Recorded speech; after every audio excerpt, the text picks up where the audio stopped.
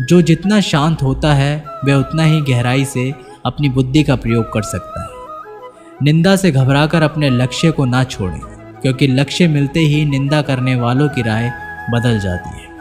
नकारात्मक विचारों का आना तय है, लेकिन यह आप पर निर्भर करता है कि आप उन्हें महत्व देते हैं या फिर सकारात्मक विचार पर ही ध्यान लगाए रहते हैं। प्रेरणा का सबसे बड़ा स्रोत आपके अपने विचार हैं, इसलिए बड़ा सोचें और खुद को जीतने के लिए हमेशा प्रेरित करें।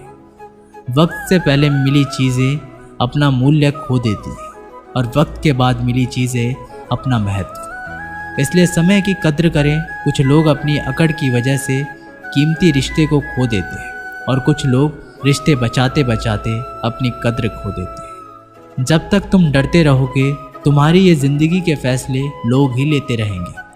उनके वफादार और कर्जदार रहिए जो आपके लिए अपना वक्त देते हैं।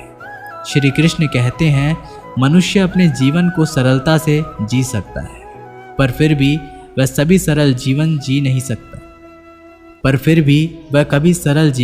जी ही नहीं सकता। वह हमेशा चिंताओं में पड़ता है। चिंता से बाहर निकलने के लिए वह चिंता करता है। उसकी सबसे बड़ी चिंता उसका जीवन नहीं है। ये जीवन को बचा लेना चाहता है। आने वाले समय से भयभीत रहता है और गुजरे हुए समय में खोया रहता है। वह हमेशा स्वर्ग की तैयारी करता रहता है। उसे नर्क से डर लगता है। वह जीवन को जानना नहीं चाहता, जीवन को पहचानना ही नहीं चाहता। वो हमेशा मृत्यु को जानना चाहता है। उसने ही जीवन को जाना नहीं और मृत्यु को जानने की कोशिश करता रहता है। इसलिए वो खुद से कुछ करना नहीं चाहता, केवल सुनी सुनाई बात पर विश्वास करता चला जाता है।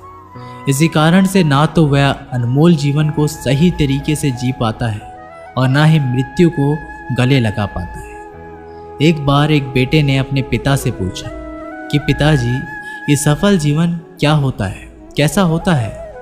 इसका मतलब आप हमें समझाइए। तो पिता ने सोचा, कैसे इसको समझाया जाए कि एक सफल जीवन का असली मतलब क्या होता है। पिता ने दिमाग लगाया और बेटे से कहा कि चलो आज हम पतंग उड़ाते हैं।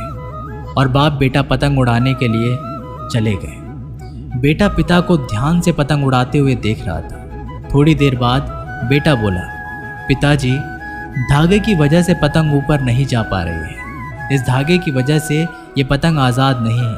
क्या हम इसे तोड़ दें? ये ऊपर चली जाएगी। अगर हम तोड़ देंगे तो पिता ने धागा तोड़ दिया। पतंग थोड़ा सा ऊपर गई और उसके बाद लहरा कर नीचे आई और दूसरी अनजान जगह पर गिर गई।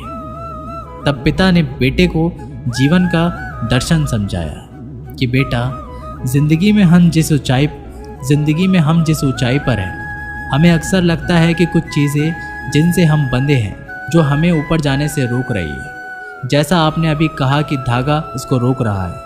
अगर हम तोड़ देंगे तो ये ऊपर चली जाएगी।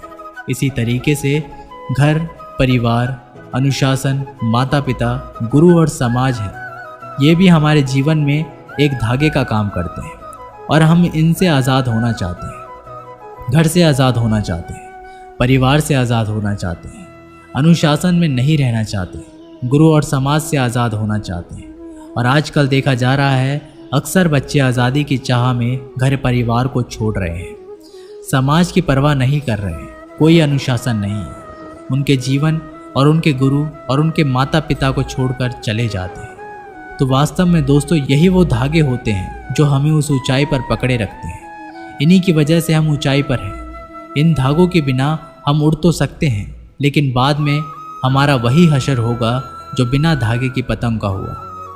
जब तक जीवन में तुम ऊंचाइयों पर बने रहना चाहते हो, तो कभी भी इन धागों के रिश्तों को मत तोड़ना। धागे और पतंग जैसे जुड़ाव है, ये सफल संतुलन से मिली ऊंचाई को ही हम सफल जीवन कहते हैं। जब तक धागा पतंग से जुड़ा है, तब तक पतंग उड़ रही है। धागा टूटते ही पतंग नीचे आ जाती है और किसी अनजान जगह पर खो जाती है। इसी तरीके से हमारा जीवन घर से, परिवार से बंधा हुआ है। जीवन में अनुशासन से बना हुआ एक धागा है, माता पिता से बंधा हुआ एक धागा है, गुरु और समाज से बंधा हुआ एक धागा है। अगर हम इस धागे को तोड़ देते हैं तो हमारा जीवन कभी भी सफल नहीं हो सकता। हो सकता है कि थोड़ी बहुत और ऊंचाई हम प्राप्त कर ले, लेकिन उसका कोई सार्थक उपयोग नहीं कर सकते और हम इतने नीचे गिराते हैं, बिना इन चीज़ों के हमें कोई संभालने वाला पैदा नहीं होता और अकेलेपन में हम कुड़ कुड़ के मर जाते हैं। तो ऐसे ही इस कहानी के माध्यम से सफल जीवन का रहस्य कुछ आपको समझ आया होगा। तो दोस्तों, मिलते हैं एक नई वीडियो के माध्यम से। तब तक के लिए आप सभी दर्शकों को बहुत बहुत धन्यवाद।